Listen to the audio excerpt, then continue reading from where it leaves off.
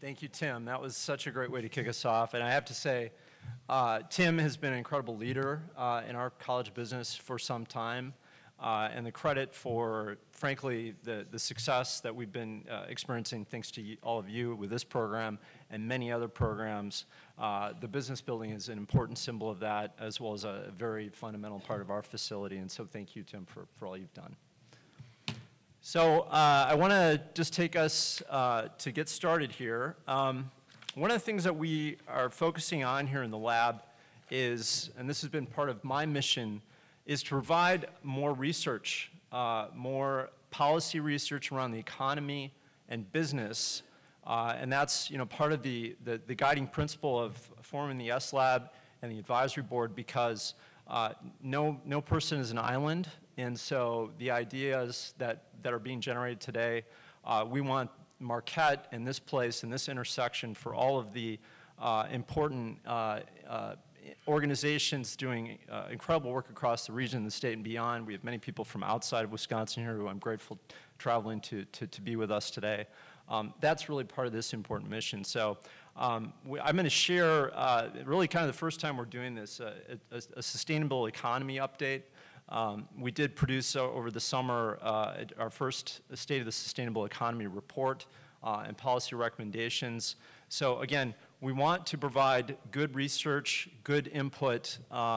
We want to receive that back from you because you're going to be hearing, especially from our many guests today, about a certain number of challenges in the world that exist, but also a lot of ideas and a lot of potential solutions, a lot of things that exist today that we can be taking away from today's conference as we go back into our worlds, managing our organizations and our households and families and beyond. So, without further ado, I want to get started with the presentation here. And of course, the theme was Roadmap to the Future. And I don't know if we had cycling the slides in the beginning. We'll have them up during the break. But you may have seen a couple of children who were in the photos. Those are my children, and if you want inspiration, if ever you're putting on a sustainability conference, you want inspiration, I suggest you take your family and you wander for about 10 days in the national parks of the United States. It was incredibly inspirational to us and our family, and I'll be drawing on some of that today, and those were a couple of photos. As I was looking for one to say, what would a roadmap to the future look like? I found a picture of my daughter Grace standing at one of the sites, and she had a trail map that she was looking at. So it was just kind of a perfect image for that. So anyway, I want to start, we talked about the S-Lab. We're really focused in primarily three areas as a hub across Marquette and beyond within the college business, and that's really focused on events like today. We did a webinar back in September with Dan Romito, the co-director of the S-Lab, one of our partners. John Clancy will be on one of our, thank you for being here, John. He'll be on our first panel this morning, talking about clean energy investments under the Inflation Reduction Act. And so that recording is out there, available to you after the conference if you want to view it. It was a fantastic session. We had 200, I think, attending. And I had prepared my list of questions to the moderator, and I couldn't even get to my questions. We had so many questions in the chat. So likewise today, and I'll just mention that in passing, we have a virtual audience that's participating. We've been doing this since the 2021 conference. We have Kevin Walsh, the executive director of the Executive Education Program, who will be monitoring the chat today. So when we have Q&A, be sure to submit your questions online to Kevin. And I would also say today when we're having Q&A, be sure to use the mic. We'll have mic runners. That's so people online can hear you speak. So that's just an important tip that I want to point out. So events is one of the things we're doing. Another thing I mentioned is the research. I mentioned the sustainable economy report. Our partners and academics, Ben Wong that Tim mentioned, we're producing papers regularly. A lot of that is out on the site now. So there's important academic research happening, not just in the college, but across the university. So that's part of that research impetus. And then lastly is the education component. And so we really are very focused on training this generation of sustainability leaders. We were talking about it last evening at a program for our speakers and sponsors coming in from out of town. And it's amazing to us, as this program is organically developed at Marquette, You're now being instructed in every aspect of the program. We heard Marco Bastille, who heads our supply chain program. He's developing a new course specific to the supply chain risks that are happening across the sustainable economy. And so all these things are now being woven into our education. That's another key component. We've partnered with some of, to my mind, the most important organizations doing work out there. CFA Institute has been a program partner of ours since 2005. And then SASB, now part of the International Sustainability Standards Board. We have 2 certificate programs through them, through the Exec Ed program. We actually have sitting at your table a little card. So if you want to take back to your organization, you're interested in finding out more information on these programs. These are asynchronous, hybrid, really geared and designed for the busy executive. So as you're trying to get your workforces and colleagues trained up for the coming regime of regulatory disclosure, which we're going to hear about a lot today from our very wonderful guest, Christina Wyatt. We'll be talking about some of the disclosure regimes that are now coming up, California, SEC, and other places. So other things that we're doing here at Marquette that I just want to make you aware of. You can go out and check out our sustainability report, which is now on the website, on the SLab website, link listed there. Now, to a little bit of an economy, sustainable economy update, which I'll take just the next few minutes before we get to our first panel. I would summarize a couple of things. Number one, and I think pretty much these are things that you already know, if you don't know, you're reading about regularly in the headlines. But we are facing essentially 5 main risks, and I added a 5th one recently because as we're seeing a Mideast conflict erupt in the last couple of weeks, I think war and conflict is potentially going to emerge as a continuing issue in the world with some of the stresses that are happening in the world, certainly. And so, namely, the first few, of course, are largely environmentally related, but not all. Climate change, certainly water stress, the destruction of species, and growing inequality. So really, I sort of view those are the 4 main issues. They're very much interlinked to one another, and they impact the other factors. And so you're going to be hearing throughout the day from our guests and panelists. Many of you come from specific areas that are concerned, like our friends from the Water Council who are with us today. You'll hear from Dean Amhouse, among others. And these are, I think, essentially the 5 main risks that we're looking at that really are going to be sort of out there for the years and decades to come. That we as a society, as a civilization, will continue to combat and again come up with solutions too. So how are we going to do that? What are the hurdles that we're facing as we combat these challenges? Well, I think, number one, technology, I put that up there, and we're going to hear a lot about innovation today, especially from our second panel on the resilience technology cluster. And I'm really excited to hear from that group. There's a lot of wonderful organizations here in Milwaukee and across the region that are working on a very important initiative directly related to technology and innovation. But I would just further add, too, that on that point, there's a lot of existing technology, okay? We don't necessarily need to crack cold fusion tomorrow or come up with solar arrays in space that are beaming microwaves down to the planet to solve our solar energy problems. Those are wonderful, very exciting, and quite enticing ideas that at this point I think still are somewhat in the area of science fiction.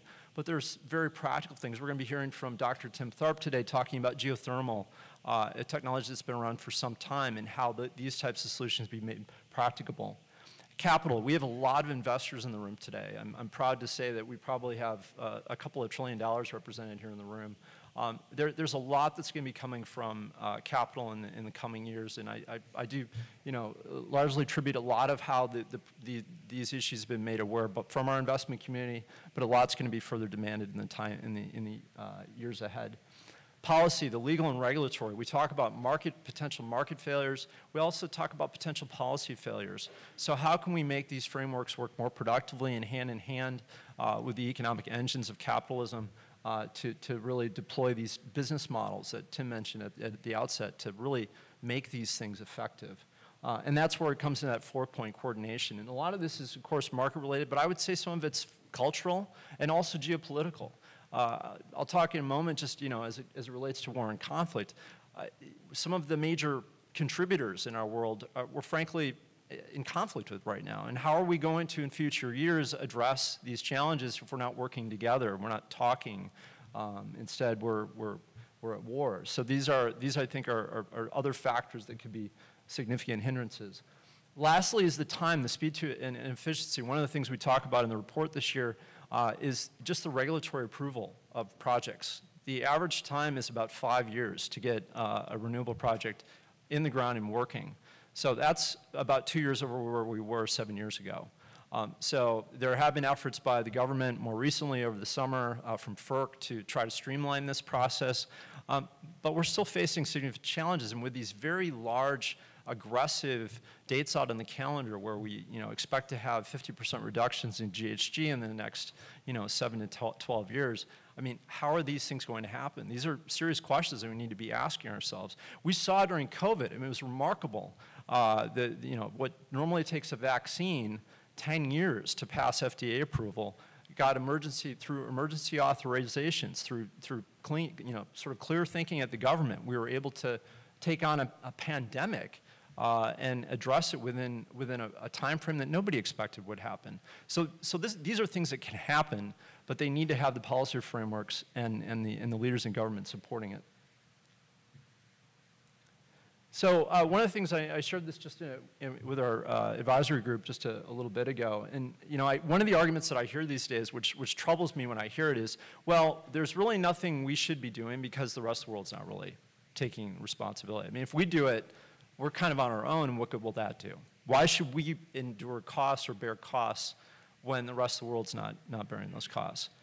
Well, I think it's important to understand, and one thing that I think it sort of shows is a lack of understanding of the general physics of carbon emission, which is that it's a cumulative process. It happens over very, very long periods of time. So even if we, ended our emissions today, we would still be experiencing the effects of this problem for years to come. In fact, there was a study out this week talking about the rate of Antarctic ice melt, which is 3 times what it was during the 20th century. And the scientist who was interviewed yesterday who authored the study said, yeah, actually, if this rate of melt will continue until 2050, even if we ended it today and beyond. So you essentially fill a bathtub with carbon emissions, and it doesn't go away. It's here. It's out in the environment. And so an interesting piece of research that was done by the Union of Concerned Scientists a couple of years ago actually showed the broken down by country, the percentage contribution going back to 1750, really, at the advent of the Industrial Revolution. And not surprising, the United States was top on the list because we were then and continue to be the leader in the world in terms of manufacturing, among other things. But what's interesting to note is that not just on an absolute basis over that period of time, do we bear, certainly more than the next two, which I'll talk about in a moment, but then if we look at it on a per capita basis, we're only rivaled by Saudi Arabia, which is, of course, another major oil economy like our own. And so on a per capita basis, we're consuming, 2x, 3x what other countries, people in the world consume. So we have a unique responsibility, and I think that's why, as I look at whether we're here in this room at Marquette University or we're sitting in Washington, all of us have a unique responsibility on this. Now, what's interesting too, and I'll come back to that issue on global conflict, the next 2 contributors are Russia and China.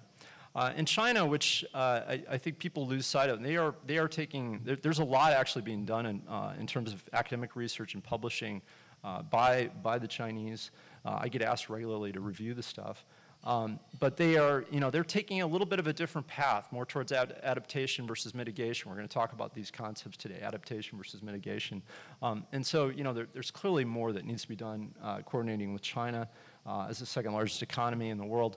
And then, of course, Russia, the 3rd largest contributor, they're pretty much absent, absent from a lot of things, including engagement and, of course, being mostly adversarial in the world right now. So, these are where I think we have some real challenges ahead of us. One of the things that I put together, and at some point maybe we'll put this out on the site, was this idea of a dashboard. We love our dashboards in business, right, in finance. How can we get a quick snapshot of what's happening? And I thought among the cluster, and this is really sort of more qualitative than anything else, but if we look at the aspects of what I think are most important for sustainability, geopolitical stability, governance, the fiscal and monetary regime, the social conditions of the economy, climate and nature policy itself, and then climate change.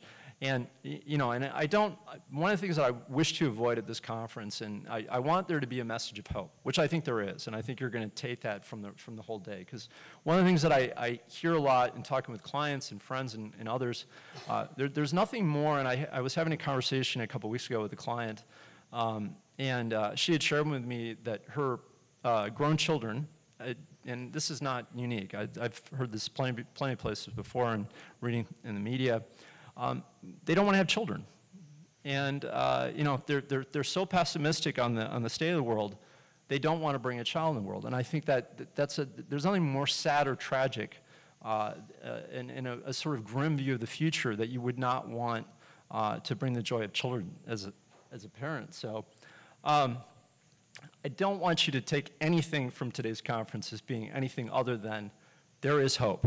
Okay, we just had an incredible session for the last hour and a half. I walked to that room filled with hope. There are people who get it, leaders in this room. But right now, we're in a period of transition. There's a lot of red on this page, and I'm not going to spend time on it, but because I think you all know it too. And so, you know, I would say that the good news is that we're, you know, there are minds coming together, and we are working on it. Let's talk about a couple of these issues, though. So this is data prepared by my team at Baird, and you know, I would first point out we're gonna be a little uncomfortable in accomplishing much if we can't get on a sustainable path with our finances in this country, not just this country, but other developed nations. I'll just point out a couple of things. Number one, and I think this explains a lot of the recent volatility in the bond market, which has, of course, been affecting other areas, and that is we see our fiscal deficits now rivaling what we saw during COVID, which was meant to be exceptional.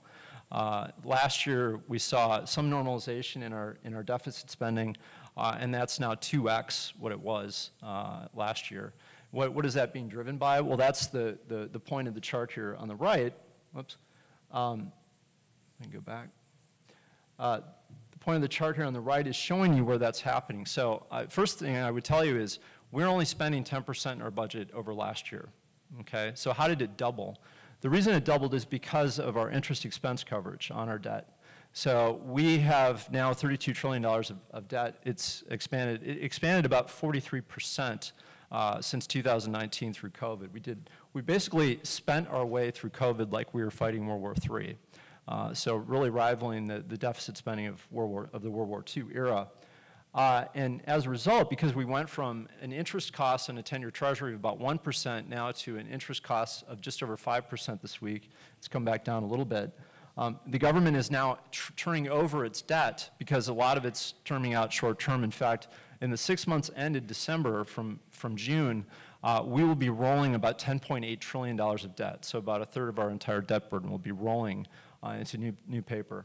That means that the bond market is now having to absorb an additional 1.8 net new issuance, $1.8 trillion.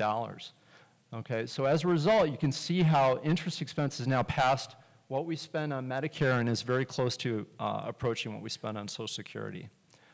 So as a result, it's becoming more and more challenging, and why bond investors are starting to say, hey, look, if you're going to be borrowing and spending this much, I'm going to need to get paid more to support you. The real effects of this, and I point out just a headline from the Financial Times about a week ago, we have made these pledges since 2015 to fund, we among other major nations, to fund and help emerging market countries pay for climate transition. And we were not able to, because of our debt ceiling issues earlier in the year and now our potential government shutdown on November 17th, we don't have budget. Okay, I mean, President Biden's now gone to Congress, or just trying to go to Congress, just to fund support to the Middle East right now, to our ally, Israel. These things can't get done if we don't have the funding and we don't have the approval process. So it's both a process issue as much as it's a funding issue. In the meantime, the climate is warming, which I think everybody understands at this point.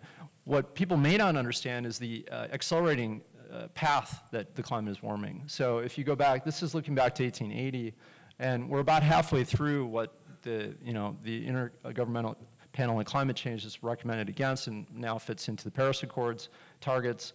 We're about halfway through to the 2.5 degrees C increase. 2/3 of that's happened since 1976. So a lot has been happening in the last few years. We actually passed the 1 degree in 2015, and it's only taken us just a matter of about 6 or 7 years to hit the 1.5, which we may have this year. We'll see where that lands. But the point of the matter is that we start to see, and you'll hear scientists talk about this, sort of feedback loops as things start to increase, that the pace of warming starts to move a bit faster. And so that's what's been happening. I think that's why people are now starting to feel some sense of urgency. For those of you who are in the United States, I think that was just about everybody here, this July, it was pretty hot. We didn't have a lot of rain. And in fact, it was the hottest July we had on record. And it was, fortunately, we ended up having a certain amount of rain that sort of came in fits and starts that meant that, fears of a complete crop problem, I think, were largely assuaged. But nonetheless, we've seen some real warming trends that have actually come on faster than I think many have expected. And we're now starting to see this come into the real economy quite distinctly.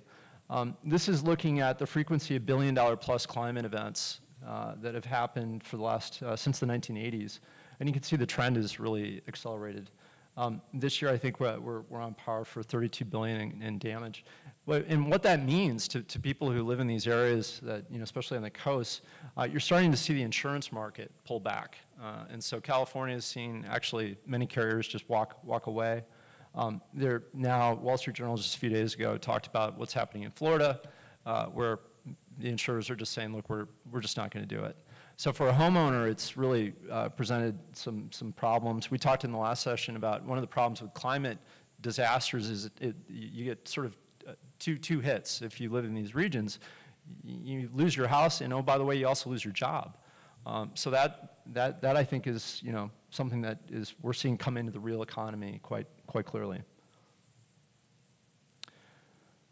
So, as we look out at policies and targets, and I need to wrap up here shortly, but we do see a path, current policies, and then we see sort of the different effects that have been modeled with certain pledges and targets, and where we want to be. But right now, I'd say some of this is pretty uncertain. Just if you look at some of the science on sea level rise, you'll see estimates by 2100 that it could be anywhere between 3 feet and 15 feet. Well, 15 feet is going to wipe out, some of our major coastal areas like New York and Miami. So it's a little uncertain at this point. I won't take time, but we did look at the global energy mix. We're going to hear about net zero on our first panel today. And suffice it to say, we've got a lot of work in front of us if that's to become a reality. And there will be need for transitions, and part of that may be natural gas. One of the things that I like to point out to people is that, while we're focused on EVs and, solar panels and things here in this country, the real problem in the world is coal. It's about 20% of the problem. And so we, of course, think of China when we think of heavy coal users, but it's actually countries like Poland and South Africa and Australia who are some of the highest per capita users in the world. My question is, why aren't we working with our natural gas industry to do what happened in this country over the last 20 years? The United States has been the most successful in reducing climate change of all countries in the world, and we did it simply by shifting over the last 20 years from coal to natural gas-fired utilities. That's what we need to be doing in the rest of the world right now. Our friends at Pickering provided frameworks and standards rationalizing. I'm going to leave this to Christina to talk about and help us sort out, because a lot of what's guiding our reporting has changed a lot recently, and we're getting a lot more clarity on that now. So I think with that, because we are going to be hearing a fair amount today from Christina and others on reporting, I'm going to stop there,